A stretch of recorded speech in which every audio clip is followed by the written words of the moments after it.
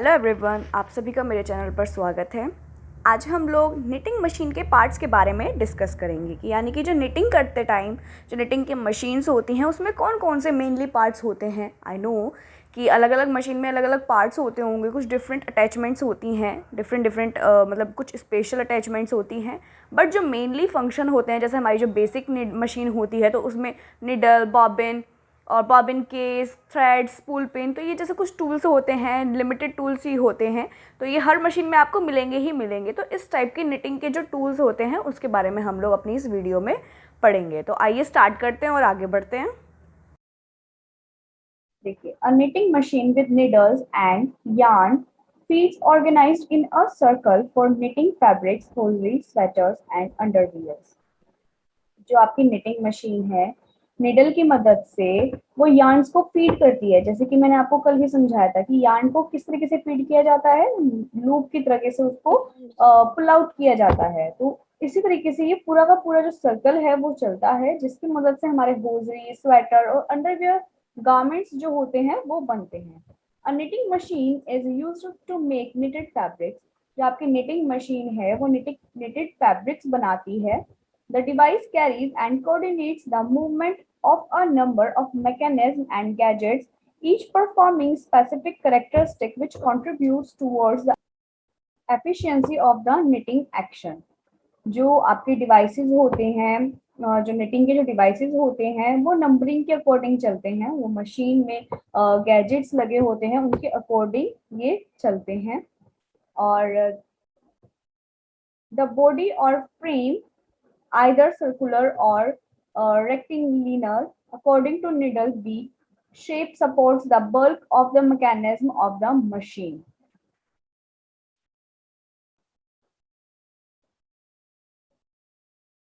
अच्छा, इसमें हम अब आगे पढ़ेंगे कि किस तरीके से हमारी निटिंग मशीन के जो पार्ट्स हैं वो किस तरीके से वर्क करते हैं और किस पार्ट को क्या बोलते हैं।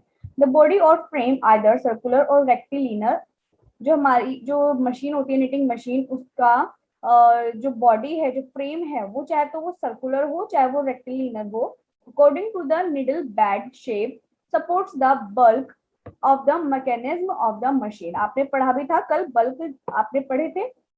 मशीन जो निडल्स होते हैं उसके पूरे पार्ट्स आपने पढ़े थे, तो उसमें से बल्क के बारे में पढ़ाया बताया जा रहा है कि जो बल्क होता है उसकी मदद से आपकी मशीन में वो सपोर्ट रहता है, वो एक शेप मतलब अप और डाउन करता है, पूरी की पूरी जो मशीन है वो चलती है। The machine driving system which coordinates the power for the drive of various gadgets and mechanism. तो मशीन जो है वो ड्राइविंग सिस्टम विच कोऑर्डिनेट्स, जो मशीन है वो चलती है, जो कि कोऑर्डिनेट करती है the power for the drive of various gadgets and mechanism. तो उसके जो गैजेट्स होते हैं, जो उसके मैकेनिज्म होते हैं, जो मशीन्स होती हैं, उसकी पावर से कोऑर्डिनेट्स करते हैं और उसके अकॉर्डिंग ही आपकी जो पूरी मशीन है वो चलती रहती है। द यार्न सप्लाई, थर्ड आता है द यार्न सप्लाई डिवाइस और krill for holding the yarn packages, yarn tension gadgets, yarn feeding control and yarn feed carriers और गाइड्स। तो जो आपके यार्न है वो मशीन में किस तरीके से सप्लाई होते हैं, और krill for holding the yarn package. तो जो आपकी जैसे आपकी नॉर्मल मशीन होती है उसमें आपके टेंशन गाइड होते हैं, टेंशन स्प्रिंग होती है, प्लेट्स होती हैं, डिस्क होती हैं, इसी प्रकार आपके इसमें भी होते हैं। तो इनकी जो ये है ये एक दूसरे के इंटरलिंक रहते हैं। जैसे आपकी सिलाई की जो मशीन होती है उसमें इंटरलिंक रहते हैं एक दूसरे से, इसी प्रकार हमारी ये जो सिलाई की मशीन होती है, सॉरी जो निटिंग की जो मशीन होती है, इसमें भी इसी तरीके से इंटरलिंक रहते हैं। तो टेंशन गैजेट्स हैं, यार्न फीड कंट्रोल है, ये सब चीज एक दूसरे के इंटरलिंक रहता है। और पूरा का पूरा, जैसे कि मैंने कल आपको वीडियो भी दिखाई थी कि पूरा एक प्रोसेस होता है, किस तरीके से वो प्रोसेस में चलती है। मैंने आपको बताया था कि उसमें इस तरीके से पहले नॉर्मल चलती है, देन इस तरीके से, फिर नीचे से उठाती है, देन फिर नॉर्मल, इस तरीके से बताया था मैंने कुछ। हमारी जो वो सब चीज जो मैंने आप लोगों को वीडियो के थ्रू दिखाई थी वो सब चीज डिटेल में छोटे छोटे पॉइंट्स में इसमें दी गई है। The materials take down mechanism, जो मटीरियल है उसको टेक डाउन करती है यानी कि नीचे की ओर खींचती है। सिक्स है attachments like stop motion, automatic lubricators etcetera, highest rolling as well as first rate of the product. तो जितने भी इसके अटैचमेंट्स होते हैं, जैसे जो स्टॉप मोशन स्क्रू होता है यानी कि जिसकी मदद से आप अपनी मशीन का जो व्हील वगैरह है जो चलती है, वो सब चीज हाई रेट पे चलती है और पूरा एक अटैचमेंट की मदद से वो सब चीज चलती है। Highest rolling as well as first rate of the product, तो हाईएस्ट रोलिंग पर चलती है और साथ ही फर्स्ट रेट ऑफ प्रोडक्ट इसमें इस्तेमाल किए जाते हैं। तो ये है हमारे निटिंग मशीन के पार्ट्स। तो फर्स्ट है creel, feeder, cam box, needle, sinker box, single lap, cylinder, auto slopper, auto stopper, base plate, motor, take up roller, yarn guide, VD pulley, body, dial, legs, tensioner, fabric spreader और fabric withdrawal. ये आपके कुछ points हैं जो knitting machine में इस्तेमाल होते हैं।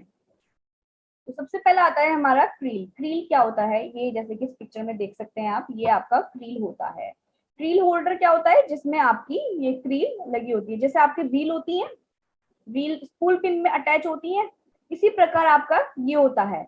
ये जो होल्डर्स होते हैं जिसको हम अपनी सिलाई मशीन में स्पूल पिन बोलते हैं, यहाँ पर इसको कोन होल्डर बोला जाता है।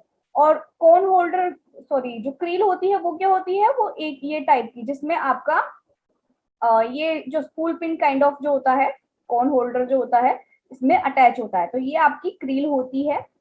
Creel means the assembly on which all the yarns packages are held in the working position with necessary guides. तो आपकी जो क्रील होती है वो, क्रील का मतलब होता है the assembly on which all the yarns packages are held in the working position with necessary guides. तो necessary guides यानी कि according to guideline ये आपकी वर्क करती है, अपने अपने पोजिशंस के अकॉर्डिंग ये पूरा वर्क करती है। एक यार्न पैकेज होता है जो इसमें लगाया जाता है, जैसे कि आप इसमें देख रहे हो कि ये पूरी जैसे हमारी रील लगी होती है, इसी प्रकार इसमें यार्न की होती है वो लगी होती है। Two types krill used in knitting machine. तो हमारी जो क्रील होती है वो भी टू टाइप की इस्तेमाल की जाती है। फर्स्ट आती है टॉप क्रील और second side krill. The krill placed at the pinnacle of the machine is called top krill. जो हमारी पिनिकल पे प्लेस रहती है, वहां पर अटैच रहती है मशीन में, उसको हम टॉप क्रील बोलते हैं। Top creel looks like an umbrella, so it's also named as umbrella creel. ये थोड़ी अम्ब्रेला टाइप की दिखती है तो इसलिए इसको अम्ब्रेला क्रील भी बोलते हैं। When the creel is located at one side of the machine as an alternative positioning at the top of the device, तो जब आपकी क्रील को एक साइड लगाया जाता है और जब वन साइड लोकेट होती है मशीन में as an alternative position at the top of the device, the creel is referred to as side creel. तो जब ये जो क्रील होती है एक साइड लगी होती है, एक ही तरफ लगी होती है मशीन में, तो उसको हम साइड क्रील बोलते हैं। तो हम साइड क्रील बोलते हैं जब एक ही साइड लगी होती है। देन आता है टेंशनर। टेंशनर क्या होता है, टेंशनर हमारा उसी प्रकार होता है जैसे हमारे टेंशन स्टड, टेंशन स्प्रिंग होते हैं, सब कुछ उसी प्रकार है, सिर्फ और सिर्फ इनकी जो पिक्चर्स होती हैं वो चेंज हो जाती हैं। एक चीज का ध्यान रखना, टेंशनर, गाइड, फीड प्लेट, ये आपकी निटिंग मशीन में किस तरीके से दिखती हैं। जो आपकी स्विंग मशीन है उसमें किस प्रकार दिखती है वो तो आपको पता है, लेकिन निटिंग मशीन में उतनी ही डिफरेंट प्रकार की दिखती है। तो ये सब चीज आपको पता होनी चाहिए। निटिंग में आपकी निडल्स का भी पिक्चर आ सकता है कि इस पार्ट को क्या बोलते हैं। लाइक जैसे फॉर एग्जांपल ये आपकी निडल है, ये आपका हुक हो गया, तो इसमें इस तरीके से एरो डाल के एंड एक्स बताइए कि इस पार्ट को क्या बोलते हैं। इस पार्ट को आपको बताना होगा कि ये आपका हुक होता है, यहाँ पे रिविट होता है तो इस पार्ट का आ जाएगा कि इस पार्ट को बताइए, ये जो एक्स पार्ट मेंशन किया है कि इस पार्ट को बताइए कि इस पार्ट को क्या बोलते हैं। तो इस प्रकार आपके क्वेश्चंस आ सकते हैं। तो हर मतलब हर टूल का अटैचमेंट का आपको पता होना चाहिए कि वो दिखने में भी कैसा होता है। आपको पता तो चली जाएगा कि उसका वर्क क्या होता है, लेकिन ये भी ध्यान रखना है कि वो दिखने में किस प्रकार होता है। तो क्रील तो आपको पता लग गई, क्रील एक तरीके की हमारी जैसे स्पूल पिन होती है उसी प्रकार हमारी निटिंग मशीन में होती है। देन टेंशनर, जैसे हमारी मशीन में टेंशनर होता है, टेंशन गाइड, एनी एलिमेंट और machine element on which the yarn passes apply a few tension and acts as a tensioner। जो एलिमेंट होता है, कोई भी एलिमेंट है जैसे कि yarn है, yarn passes applies a few tension। तो यानी कि जब हम निटिंग करते हैं तो हमें ये चीज हमेशा ध्यान रखनी होती है कि ज्यादा टाइट ना हो। जब हम यार्न को लेते हैं, जब हम कास्टिंग ऑन करते हैं या बाइंडिंग ऑफ करते हैं, तो हमें ये पता होना चाहिए कि कितना टाइट होगा, कितना नहीं होगा। तो वो सब चीज जो है वो कौन हैंडल करता है, वो टेंशनर हैंडल करता है। But technically N attachment that is used intentionally to use and maintain preferred tension to the yarn is called yarn tensioner। but technically an attachment that is used initially to use and maintain proper tension to the yarn is called yarn tensioner। तो वही चीज है कि एक extra attachment होता है, extra नहीं मतलब अटैचमेंट होता है जो कि आपकी निटिंग मशीन में लगा होता है। तो ये मेंटेन करता है कि यार्न को कितना टाइट होना चाहिए, कितना लूज होना चाहिए। इसी वजह से इसको यार्न टेंशनर भी बोलते हैं। The loop length and compactness of the fabric largely depends on the tension of the yarn। Right जिस तरीके से हमारी स्विंग मशीन में होता है टेंशनर, उसी प्रकार हमारे निटिंग मशीन में भी टेंशनर होता है जो कि यार्न के टेंशन को कंट्रोल करता है कि उसको कितना टाइट होना चाहिए और कितना लूज होना चाहिए। राइट देन नेक्स्ट आती है हमारी गाइड। ये होता है जैसे हमारा थ्रेड गाइड होता है। थ्रेड गाइड यानी कि जो हमारे थ्रेड को गाइड करता है कि किस तरीके से जाएगा। तो इसी प्रकार हमारा ये यार्न गाइड है। Guides are there mainly to give and maintain proper route and alignment of yarn so that yarn can flow smoothly from the bundle to the knitting zone for fabric formation। जैसे कि हमारा जब reel से धागा निकलता है और हम उसमें लगाते हैं, क्या कहते हैं, थ्रेड गाइड में लगाते हैं, उसी प्रकार हमारा ये यार्न गाइड होता है। जिस तरीके से हम मशीन में गाइड करते हैं अपने थ्रेड को, वो अप एंड डाउन करता है। यार्न गाइड जिस प्रकार हमारी मशीन में गाइड थ्रेड गाइड होता है, उसी प्रकार हमारा ये यार्न गाइड होता है। ये फ्लो करता है यार्न को, यानी कि एक रूट देता है, एक पाथ देता है, उसको एक जगह बताता है कि इस जगह से इस जगह तक हमारा जो यार्न है वो पास होगा और लूप क्रिएट करेगा। राइट द इनर और operating surface of the guides और to be smooth sufficient in order that neither yarn is damaged nor much tension is developed because to friction। जैसे कि हमारा जो टेंशन स्टड होता है, अगर वो ज्यादा टाइट हो जाएगा तो क्या होगा, हमारा थ्रेड टाइट होके टूटने लगेगा, है ना, या ढीला हो जाता है तो पकड़िंग करने लगता है, यानी कि थ्रेड के गांठे सी छोड़ने लगता है। तो इसी प्रकार हमारे इसमें भी होता है। अगर हम टेंशन को कंट्रोल करके नहीं रखेंगे तो फिर गाइड का भी कोई फायदा नहीं होता। तो इसलिए हमें टेंशन को भी कंट्रोल करके रखना पड़ता है और गाइड को भी हमें कंट्रोल करके रखना होता है। तो गाइड का सिंपल सा वर्क क्या होता है कि वो गाइड करता है यार्न को कि किस तरीके से वो अलाइन होगा, किस तरीके से वो फ्लो करेगा। ठीक, देन नेक्स्ट आती है हमारी फीड प्लेट। तो आपको फीड प्लेट भी पता होगा, स्विंग मशीन में हमारी फीड प्लेट क्या होती है, जिसमें दांत होते हैं, फैब्रिक हमारा जिसके थ्रू पास होता है दूसरी ओर। Feed plate or feeder is a small metal plate with a hollow at the center, passing of yarn via the feed hole। तो ये फीड प्लेट जो है हमारी फीडर के नाम से भी जानी जाती है। ये एक स्मॉल मेटल प्लेट होती है जो कि सेंटर में लगी होती है मशीन के। Passing of the yarn via the feed hole।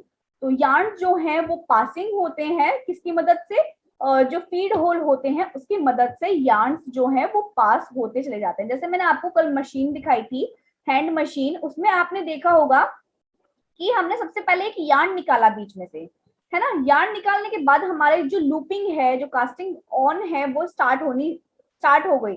लेकिन जब वो बनती चली जाएगी तो वो कहाँ जाएगी, वो धीरे धीरे धीरे धीरे नीचे ट्रांसफर होती चली जाएगी। उसमें आपने देखा होगा बीच में स्पेस है, तो वो धीरे धीरे जैसे जैसे बनती चली जाएगी वो नीचे की ओर ट्रांसफर होती चली जाती है।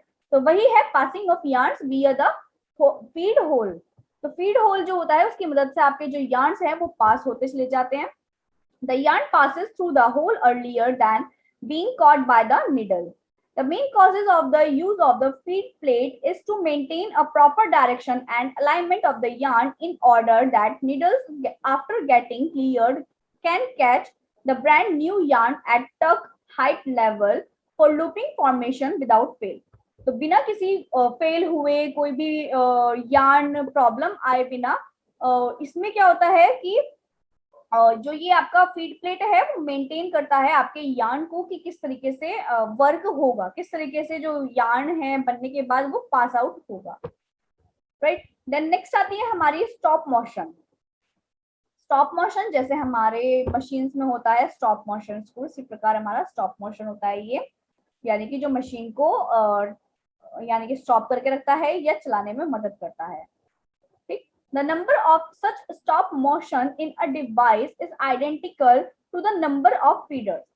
तो जो हमारा स्टॉप मोशन है वो किस पर डिपेंड करता है, हमारे फीडर पर डिपेंड करता है, यानी कि जो हमारी फीड प्लेट है कि वो एक मशीन में कितनी फीड प्लेट है उसके ऊपर डिपेंड करता है कि हमारे स्टॉप मोशंस कितने होंगे, right.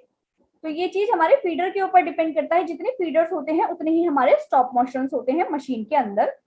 The presence of each feed yarns is for many part detected and motion is taken to stop the machine while the same is either broken or subjected to very high tension variation. जो इसका feed yarn होता है, जो यानी कि जो feeder होता है उसमें से फीड यार्न जो जाता है, मैंने बताया भी था आपको कि जो आपका यार्न जिस जगह से पास होता है उसको फीड होल बोलते हैं और जो फीड प्लेट होती है उसको हम फीडर भी बोलते हैं। तो इसी प्रकार जहां से हमारा यार्न निकलता है उसको फीड यार्न बोलते हैं। तो जितने भी फीड यार्न्स होते हैं जो लूप बन गए हैं is for many part detected and motion is taken to stop the machine. तो जब जैसे जैसे लूप बनते चले जाते हैं तो मशीन उसी प्रकार से मूव करने लगती है। जैसे आपने उसमें सेटिंग कर दी, जैसे स्टिच रेगुलेटर होता है उसमें सेटिंग कर दी कि हाँ इतनी स्टिच चाहिए तो वो उतनी ही स्टिच देता चला जाता है। इसी प्रकार हमारा स्टॉप मोशन में होता है कि जितना हम कह देंगे कि हाँ हमारे इतने लूप इसमें बनने हैं तो वो उतने ही लूप में बनेगा, ये नहीं कि ओवर लूप क्रिएट करता चला जाएगा। तो वही चीज है, तो वो हमारी किसकी मदद से भी होता है, वेरी हाई टेंशन वेरिएशन की मदद से भी होता है। कई बार क्या होता है कि अगर हम नहीं स्टॉप करते और उसको फीड नहीं करते तो जो यार्न्स होते हैं वो टूट भी जाते हैं और काफी हाई टेंशन में यानी कि टाइटली उसको वर्क भी करने लगते हैं। देन नेक्स्ट आती है हमारी निडल, जिसके बारे में हम लोगों ने कल डिस्कस किया था। निडल्स जो होती है वो हमारी 3 प्रकार की होती है। मशीन में जो सबसे ज्यादा इस्तेमाल की जाती है वो कौन सी निडल होती है, लैच निडल। लैच निडल जो होती है वो कॉमन निडल होती है। देन आती है हमारी bearded needle, compound needle. Compound needle को हम बी पेटाइट निडल भी बोलते हैं। कैम क्या होता है, cam is the most important element in knitting. Knitting की जो मशीन होती है उसमें सबसे ज्यादा इंपॉर्टेंट जो होता है वो कैम, ये कैम होता है, कैम टूल होता है, अटैचमेंट होता है जो कि मशीन में अटैच किया जाता है। The cam is the mechanical device that converts the rotary device pressure into a suitable reciprocating movement for the needle। यानी कि जो आपकी निडल होती है उसको मूव करने में ये कैम टूल आपकी मशीन को सपोर्ट करता है, मदद करता है कि किस तरीके से आपकी जो निडल्स हैं वो मूव करेंगी। जैसे कि आपकी मशीन में निडल क्लैंप, निडल बार होते हैं, उसी प्रकार निटिंग मशीन में ये आपका कैम होता है। तो ये कैम भी जो होते हैं हमारे 2 टाइप के होते हैं, इंजीनियरिंग कैम और निटिंग कैम। देन नेक्स्ट आता है हमारा सिंकर। सिंकर क्या होता है, sinker is the second important element in knitting. तो ये सेकंड इंपॉर्टेंट एलिमेंट है निटिंग में। इट इज जैसे हमारी मशीन में निडल के बिना कुछ काम नहीं हो सकता, इसी प्रकार निटिंग मशीन में भी कुछ कुछ इंपॉर्टेंट टूल्स होते हैं जो कि बहुत ही ज्यादा नेसेसरी होते हैं। जैसे निडल हो गई, कैम है, सिंकर है। तो इनकी मदद से अगर निडल भी है आपकी मशीन में तो अगर सिंकर और कैम नहीं होंगे आपकी मशीन में तो आपकी मशीन मूव नहीं करेगी, मशीन नहीं चलेगी। इसीलिए इनको इंपॉर्टेंट एलिमेंट बोला गया है आपकी निटिंग मशीन में। It is a thin metal plate position in among the needle. तो जो निडल्स होती हैं वहां पर ये प्लेस किया हुआ होता है, उस जगह पर ये पाया जाता है और ये बहुत ही बारीक प्लेट में होता है, मेटल प्लेट में होता है। The sinkers typically move to and fro in horizontal at 90 degree to the path of motion of needles and maintain a fixed height. ये जो जैसे कि आप निडल क्लैंप होता है जिसमें आपकी निडल लगी होती है, तो वो डिसाइड करता है कि मूवमेंट कितना अप होना चाहिए और कितना डाउन होना चाहिए। वो चीज जो निडल क्लैंप है वो हैंडल करता है। उसी प्रकार ये सिंकर भी आपका हैंडल करता है कि किस तरीके से कितनी हाइट पे आपकी जो निडल्स हैं वो मूव करेंगी और कितनी ही डाउन में कितनी गहराई तक वो निडल आपकी जाएगी। तो वो चीज कौन हैंडल करता है? वो सिंकर हैंडल करता है 90 डिग्री एंगल पे, right. The sinker holds the needle while creating the loop. जो सिंकर होता है वो निडल को होल्ड करके रखता है, जैसे हमारा निडल क्लैंप होता है निडल को होल्ड करके रखता है, उसी प्रकार सिंकर होता है जो निडल को होल्ड करके रखता है ताकि वो इजीली जो आपके लूप्स हैं वो क्रिएट कर सके। तो ये थे हमारे निटिंग मशीन के टूल्स, सारे निटिंग मशीन के पार्ट्स जैसे सिंकर, कैम, निडल और भी कई सारे पार्ट्स हम लोगों ने इस वीडियो में पढ़े। तो आई होप कि आप लोगों को अच्छे से समझ आ गया होगा कि कौन से पार्ट का क्या वर्क होता है और वो कहाँ किस तरीके से वर्क करता है, उसका यूज़ क्या है। सो आई होप कि आप लोगों को मेरी वीडियो पसंद आई है, लेकिन फिर भी आपको कोई क्वेरी है, कोई क्वेश्चन है जो आप मुझसे पूछना चाहते हैं, तो मेरी वीडियो के नीचे कमेंट सेक्शन ओपन रहता है, आप वहाँ पर जाके मुझे कमेंट करके भी पूछ सकते हैं। अदरवाइज नीचे एक डिस्क्रिप्शन बॉक्स होता है जिसमें जाके आप देखेंगे कि वहाँ पर मेरी इंस्टा आईडी का लिंक मैंने शेयर किया हुआ है। अदरवाइज़ मैं वीडियो में भी साथ के साथ शेयर करती हूँ अपनी आईडी का नेम, जिस नेम से मेरी आईडी होती है। आप वहाँ से भी नेम लेके आप एंटर करेंगे तब भी मेरी आईडी खुल जाएगी। अदरवाइज़ नीचे लिंक तो होता ही है, उस पर एकदम क्लिक करेंगे तो आईडी मेरी खुल जाएगी। आप वहाँ पर जाकर मुझसे कोई भी क्वेश्चन या किसी भी तरह की आपको क्वेरी है वीडियो से रिलेटेड या उस कंटेंट से रिलेटेड, आप मुझसे इजीली पूछ सकते हैं। तो आई होप कि आपको वीडियो अच्छी लगे और समझ में आए, और जो भी क्वेरी हो वो आप मुझसे इजीली पूछ सकते हैं। So thank you. आप मेरी वीडियो को लाइक, शेयर और सब्सक्राइब ज़रूर करना मेरे चैनल को। Bye bye.